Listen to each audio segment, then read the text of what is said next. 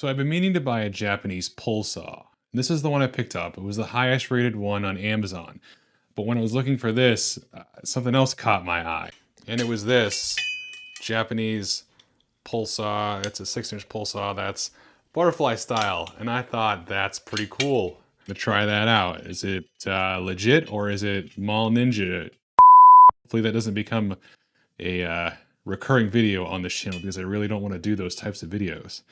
But anyway, when I saw it, I was thinking it's going to be like a regular butterfly knife, and you're going to be able to just flip it open like that, or like this, that I picked up in like the 9th grade, which I'm going to get rid of after this video if any cops are watching, because I think they're illegal in almost every state. But I got fairly decent with it a while ago. My parents still don't know that I have it unless they're watching this video right now. But anyway, I thought I'd be able to do that. You can kind of halfway get it there, which is still pretty cool. There's a blade on both sides. You're probably going to smash it into your... But anyway, if you're into DIY or woodworking, everyone should probably have one of these. Western pull saws all cut on the forward stroke, but Japanese pull saws cut on the backstroke, if you don't already know that. Also, I have a video on this one at some point in the future. If it's out when this one is out, there should be a link right up here.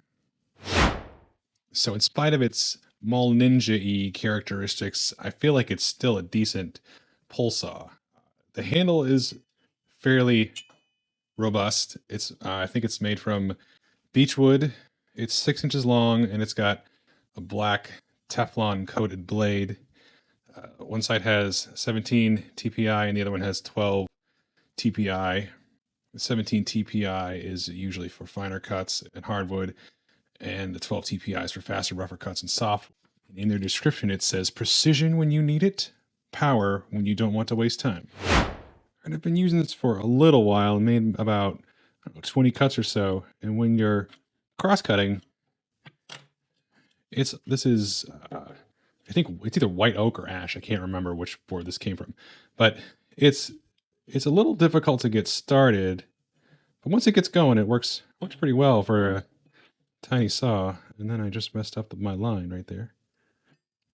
I really have no idea what I'm doing because I don't use pull saws that often.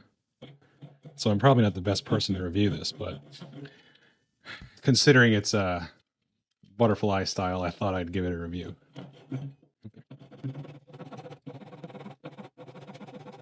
And as you can see, I'm trying to push it and pull it. I'm not letting the saw do the work. That's why it keeps flexing. And it's still, I mean, it's a little jagged, but I feel like if you just let the saw do the work, it'll work just fine, which is what I'm going to try to do right now.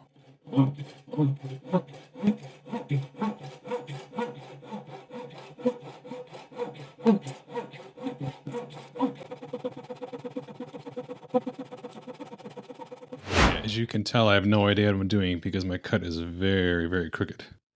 But I also didn't draw the line on all 4 sides and cut it properly like you're supposed to. And hope you guys like my shop shoes. Diagonal cut going. Oh, there we go. Thought I had a little more to go than that, but as you can see, I mean, I guess that's not good. Some of the coating on the saw rubbed off. That probably wouldn't happen with a regular stainless saw, but the cut is very smooth. There's no jagged edges. So other than the markings that it left, I feel like it made a pretty good cut. All right, so we saw some hardwood. Let's see how it just cuts some regular pine. It's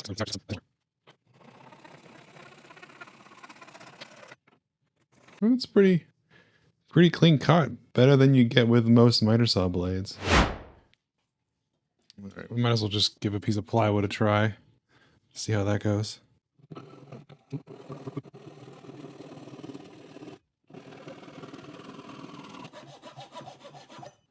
All right, I feel like I just did a terrible job cutting, but I mean, I feel like if you cut straight and paid attention, your edges would be pretty smooth.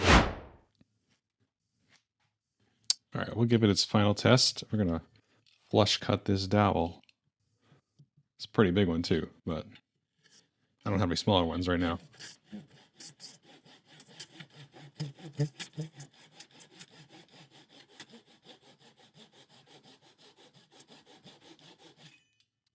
I'm gonna try and flex it and see how that does. It's not very flexible like a regular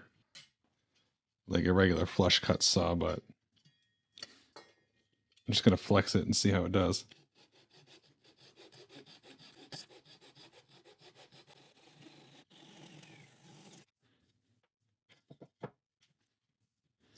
I mean, it did the job. Just need to sand it a little bit and be good to go. So I'm going to say this thing is legit. I mean, it's not the best Japanese pole saw. If you're in the workshop, you're probably definitely going to reach for this over this. But this is really easy to throw in a drawer or your tool bag and use it somewhere outside of your shop. So, plus it's cheap enough to where having an extra one wouldn't really be that big of a deal. Anyways, I'm going to have a link in the description, and I'll see you in the next video.